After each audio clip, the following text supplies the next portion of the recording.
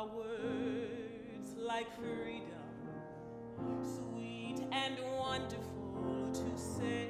We hold these truths to be self-evident, that all men are created equal, that they are endowed by their Creator with certain unalienable rights, that among these are life, liberty, and the pursuit of happiness. What the 4th of July meant to the slaves.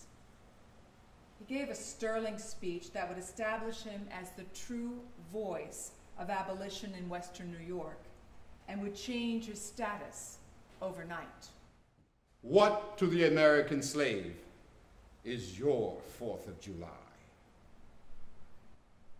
I answer, a day that reveals to him, more than all other days in the year, the gross injustice and cruelty to which he is the constant victim. To him, your celebration is a sham. Your boasted liberty, an unholy license. Your national greatness, swelling vanity. Your sounds of rejoicing are empty and heartless. Your denunciation of tyrants, brass-fronted impudence. Your shouts of liberty and equality, hollow mockery. Your prayers and hymns, your sermons and thanksgivings, with all your religious parade and solemnity, are to him mere bombast, fraud, deception, impiety, and hypocrisy. A thin veil to cover up crimes that would disgrace a nation of savages. At a time like this, scorching irony, not convincing argument is needed. Oh, had I the ability and could reach the nation's ear, I would today pour out a fiery stream of biting ridicule, blasting reproach, withering sarcasm, and stern rebuke. For it is not the light that is needed, but the fire. It is not the gentle shower, but the thunder. We need the storm, the whirlwind, the earthquake. The feeling of the nation must be quickened. The conscience of the nation must be roused. The propriety of this nation must be startled.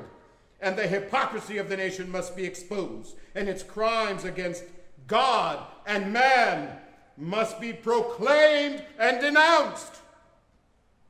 Go where you may, search where you will, roam through all the monarchies of the old world, travel through the Americas, search every abuse, and when you have found the last, lay your facts by the side of the everyday practices of this nation, and you will say with me that for revolting barbarity and shameless hypocrisy, America reigns without rival. The passing of Lincoln created a void between Douglas and Anthony on the voting rights issue. Douglas pushed for voting rights for Negro men, while Anthony wanted universal rights for women and men. The question came to a head in 1869 at a meeting of the American Equal Rights Association, where the discussion centered around the proposed 15th Amendment, which gave the vote to the black man, but not to the woman. And if Mr. Douglas had noticed who clapped for him when he said black men first and women afterwards, he would have seen that they were all men.